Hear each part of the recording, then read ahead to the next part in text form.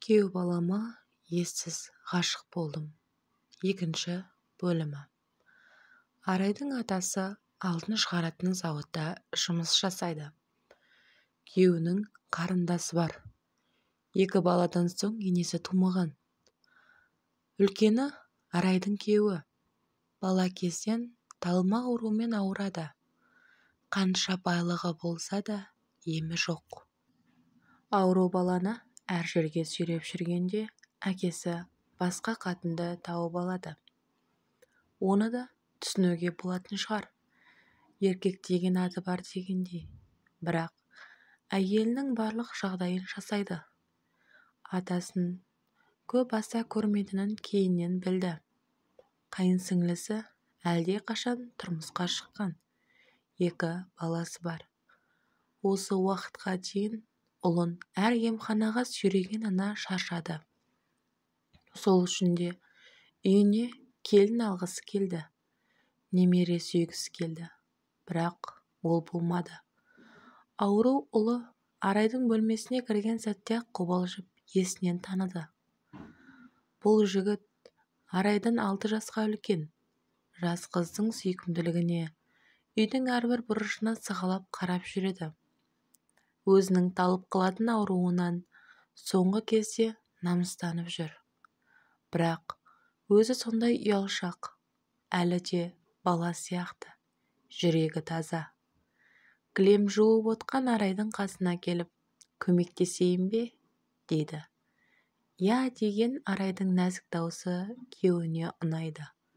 Солай екі жас сөйлесіп, араласа бастады. Сырттай қарап тұрған енесі іштей дән риза. Өйткені ұлы осы жасқа келіп ешкіммен араласпаған. Кілем жуып жүрген екеуі су шашып ойнап жүріп күннің ыстығында байқар емес. Кеш батты. Үйдің тірлігі де бітті. Бөлмесінде жалғыз жататын келіншек күйеуін күтеді. Алайда ол келмейді. Анасының қасында жатады. Солай күндер өтіп жатты. Сабағы басталған Арай құлпырып оқуға барып жүрді. Бұл колледжде күйеу баласы сабақ береді. Бір қызығы, осы күйеу баласы Арайдан 10 жасқа үлкен. Жеке көлігі бар. Арайды көрген сайын іші бауырына кіріп, жарты жолға дейін жеткізіп салады. Үйдің маңына жетпей тоқтап, Арайка, мені дұрыс түсінші. Осы жерден түсіп қалсаң, әйтпесе енем бізді басқаша түсініп қалар. Сөздің астарын түсінген қыз басын изеп көліктен түсіп қалды. Бұл бастамасы еді. Одан кейін күндері жас қызды өзіне ынтық ететіндей түрлі сыйлықтар, тәттілер беріп жүрді. Кейде қараған көз қарасы да ерекше. Бұл кездері қайынсіңлісі 3-ші сәбиіне аяғы ауыр. Өз үйінен тамақ іше алмай, жиі осы үйге келіп, анасының тамағын ішіп жүрді. Ол кездері күйеу баласы Арайды мүлде танымайтын жан секілді. Көзіне де ілмейді. Түнде бөлмесіне жастығын құшақтап, күйеу баласының бүгінгі қылығын, үйге келгендегі ісін салыстырып, көз жасына тұншыға ұйқыға кетеді. Ал колледжге барғанда күйеу баласы басқаша, тағы түрленеді. Осылай жүргенде жаңа жылда жақындап келеді. Күйеу баласы әдеттегідей, бірақ бұл жолы алтын сақина сыйлады. Сондағы қуанышы көкке сыймай қуғаны бар. Ал оның өтеуі бар екенін білмеді. Енесі бұлай қаталдау болып, үй шаруасын жасататыны рас. Алайда барлық қалауын жасап отырды. Қымбат киімдер мен қалаған заттарын да алып берді. Мереке сайын ауылына жіберіп, құдағиына тәттілердің түр-түрі, әдемі көйлегінде салып жіберетін. Бәрі баласы үшін. Баласы Арай келгелі өмірге құштарлығы оянғандай. Арасында енді қобалжып талмасы ұстайтын. Бірақ Мына қыз үйге келгелі талмасы сирек ұстайды. Күндіз Арай сабақта болғанда сол бөлмеден күйеуі шықпайды. Балаша қуанып жастықты құшақтап жатады. Арайдың келетін уақытында ол бөлмеден дереу шығып кетеді. Сол бір жаңа жылдың сыйлығы бұл қызды құртқаны. Күйеуінен де бағалы сыйлық күткен, бірақ оны әлі де бала сияқты. Жігіт үлкен қонжық сыйлағанда көңіл күйі түсіп кетті. Бұрынғы Арай мен қазіргі Арай қатты өзгерген. Колледждегі группаластарын да менсінбейтін. Бәрін өзінен төмен көрді. Өзін леди санаған Арай да бәрі болса да еркектің құшағы жетпейтін. Оның үстіне азғырып жүрген күйеу баласы бар. Әр күні үйге жеткізіп салған сайын оның құшағында болғанын қалайды.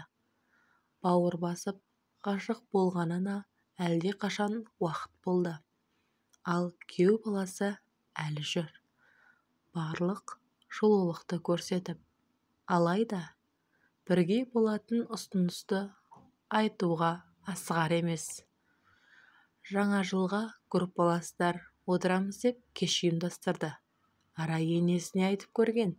Енесі рұқсат беріп, қайтарда күйеу баласы алып қайтатын айтты.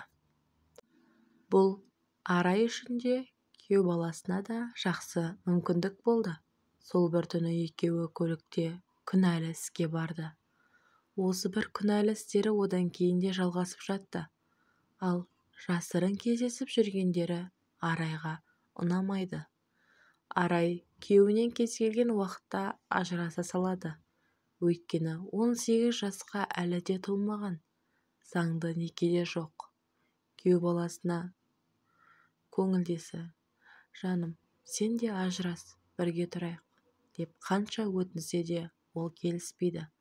Өйткені жасап жүргендері уақытша көңіл көтеру. Енді міне аяғы ауырлап, тағы басы қатты. Күйеу баласы қолына ақша ұстатқан.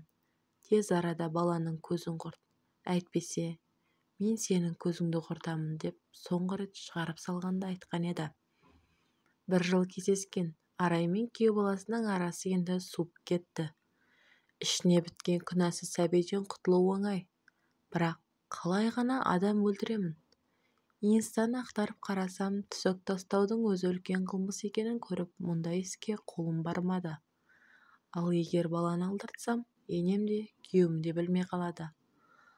Алдыртпаса мені ит жаталап қуып шығады. Мынадай өмір енді менде бола ма, болмай ма? Басым қатып кетті. Осы парақшаны көріп, сіздерден кеңес сұрағым келіп отыр. Маған қандай кеңес жазасыздар? Иә, қателік жасап, күнә жасадым. Бірақ бәрін кеш түсіндім. Күйеу балама сенген едім. Ол мені әйелдікке алады деп ойлағаным қате екен. Әйелін тастап бірге тұрамыз деп бекер қиялдаппын, деп кейіпкер өз сөзін аяқтады.